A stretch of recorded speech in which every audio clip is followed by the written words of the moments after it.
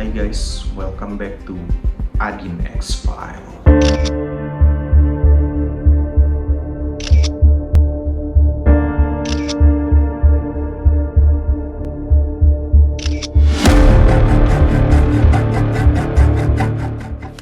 Sebuah kalimat, satu ucapan penuh amarah dan dampaknya menghancurkan sebuah klub sepak bola selama lebih dari 60 tahun.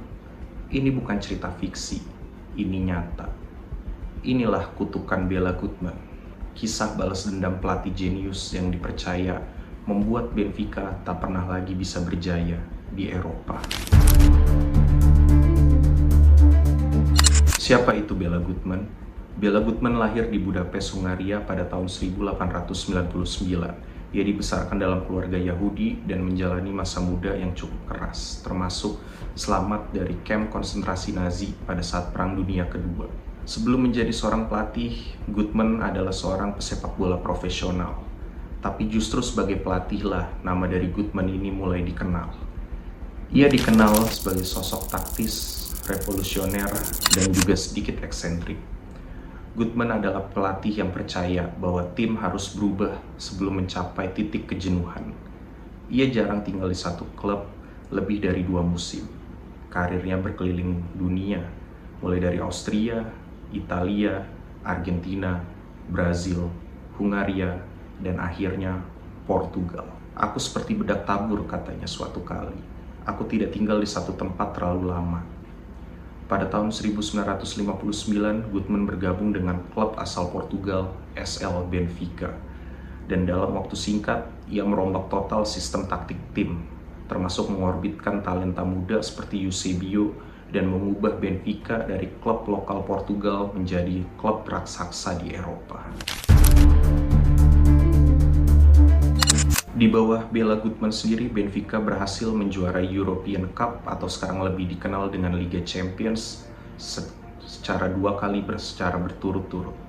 Pada tahun 1961, Benfica berhasil mengalahkan Barcelona dengan skor akhir 3-2. Benfica lead and there's just those 15 minutes left for play which saw that sensational 1954 World Cup final. Dan di tahun 1962 mereka berhasil mengalahkan Real Madrid dengan skor akhir 5-3. Dalam pertandingan epik itu, Eusebio berhasil menyarankan 2 gol ke gawang Real Madrid.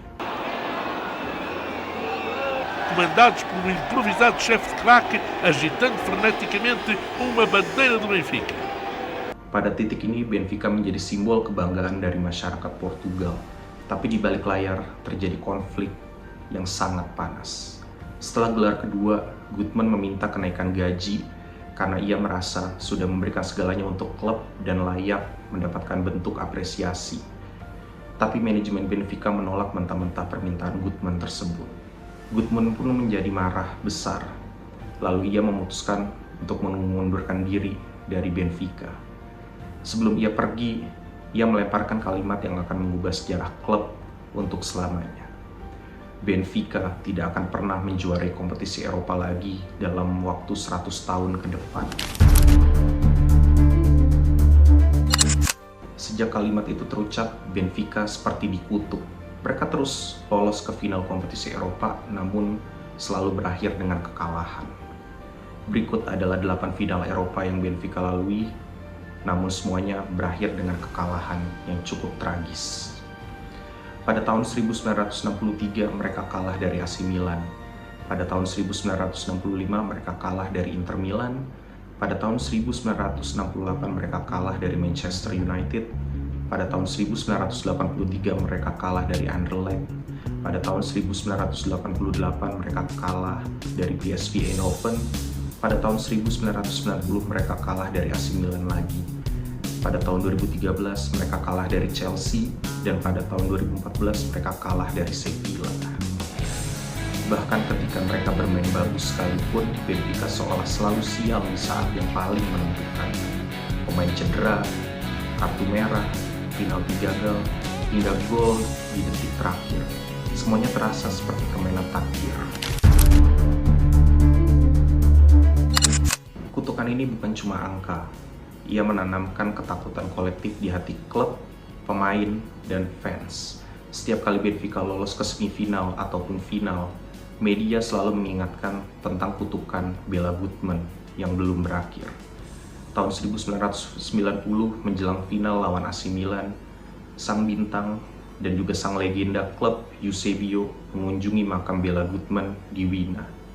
Ia berdoa dan memohon agar kutukan tersebut dicabut menjelang pertandingan final itu. Tapi Benfica tetap kalah 0-1 dari AC Milan. Sebagian orang menganggap ini kebetulan, tapi bagi banyak fans, kalimat Gutmann lebih dari sekedar amarah. Ia seperti mantra. Tapi apakah kutukan Bela Gutmann ini nyata atau hanya sekedar efek psikologis saja? Ada beberapa teori-teorinya. Teori yang pertama adalah self-fulfilling prophecy. Ketika semua orang percaya kamu akan gagal, kamu mungkin benar-benar gagal. Tekanan mental di final mungkin bisa mempengaruhi performa dari para pemain di lapangan. Teori yang kedua adalah masalah manajemen. Benfica memang sering kehilangan pemain-pemain bintang mereka karena dijual dan tidak mampu mempertahankan skuad elit mereka secara konsisten. Teori yang ketiga adalah takdir dan simbolisme. Dalam budaya Eropa, kutukan seperti ini dianggap sakral. Ucapan terakhir seseorang, terutama yang berpengaruh, dipercaya membawa energi spiritual. Benfica sendiri kini memiliki skuad muda dan memiliki ambisi yang sangat besar. Tapi hingga tahun 2025 ini, kutukan itu belum berakhir. Final demi final, kegagalan demi kegagalan terus mereka dapatkan. Apakah Benfica harus kembali ke makam dari Bela Gutmann? Atau justru mereka harus menunggu hingga tahun 2062, tepat 100 tahun sejak kutukan itu diucapkan, untuk mereka bisa memenangkan lagi trofi Eropa? Bela Gutmann memang sudah tiada, tapi kata-katanya masih hidup.